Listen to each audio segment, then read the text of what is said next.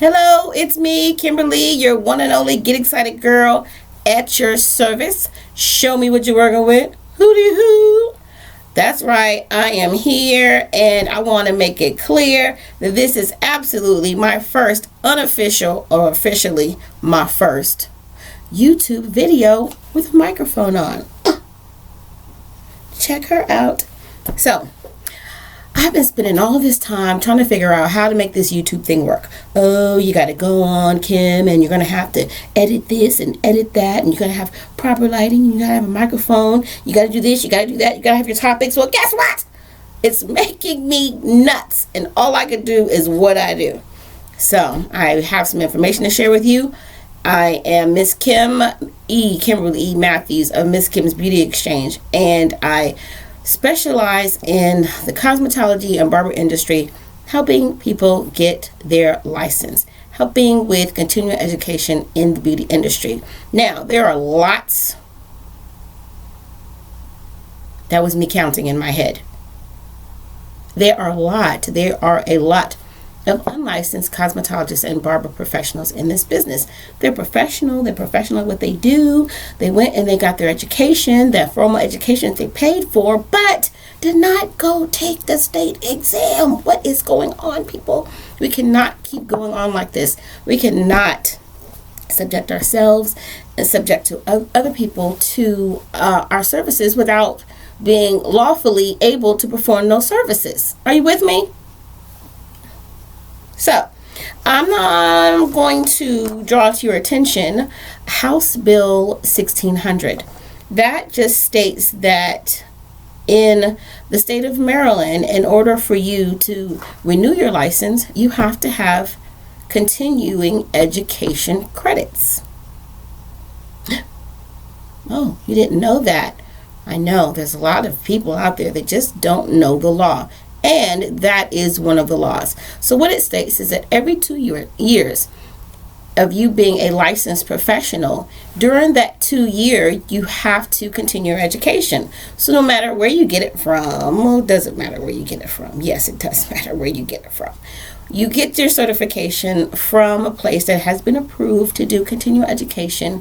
You get the training, you get your certificate, so that way when you go in to renew your license, you can say, this is the training that I've taken, this is where I took it. Here's to help with my validity, because being a licensed professional is valid. It helps in this industry to show that you know what you're talking about. You're just not out there, oh yeah, I'm doing this and I'm doing that, but you don't have anything to back it up with. We need to cut that out. All right, so put that to the side. I have my little notes here. Trying to stay organized. The thing that I want to talk to you today, not only about making sure that you do what you need to do to get licensed. So if it's cosmetology, that would be completing your 1,500 hours at an accredited cosmetology school. Once you have completed your hours, guess what? Those are your hours. They don't go away. They don't disappear. They're yours. They're yours forever and ever. But what does change is the state exam. Think about that. If you think about, well, I'm going to use myself as an example. I graduated from beauty school in 1980 something. That's right. I said it. The 80s. 1980. Say it, Kim. Say it. I can't say it. Okay. 1986. That's right. I said it.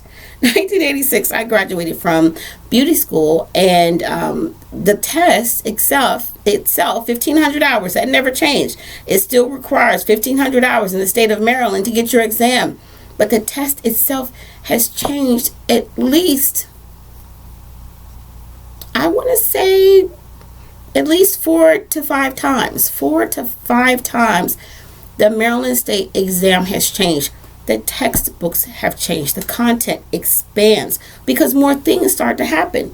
And if we look at what we're sitting in right now, we're sitting and we're operating in a national, global pandemic. There's still cosmetologists out there that do not have a license.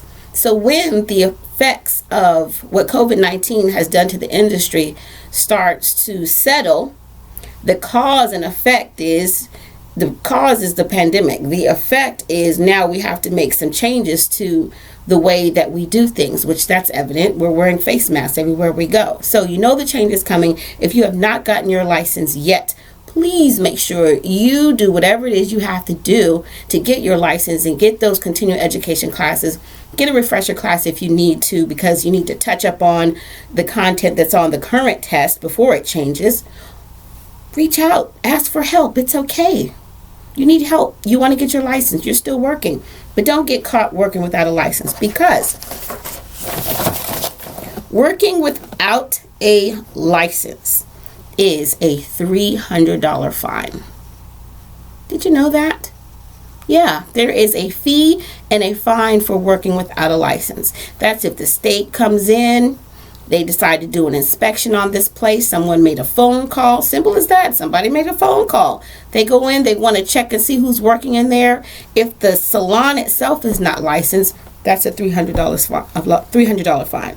If the operator does not have a valid license, that is a $300 fine.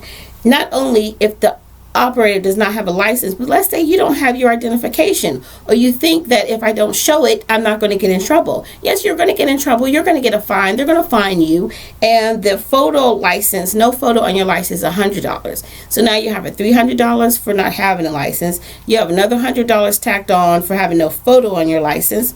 If you don't have a government identification, well, let me see your identification. Oh, yeah, I don't have it. They're going to charge you for that too. That's $100. And then working beyond scope. So this is all having to do with the category of licensing for Maryland state laws, and working beyond scope is $300. Oh, Miss Kim, what is working beyond scope?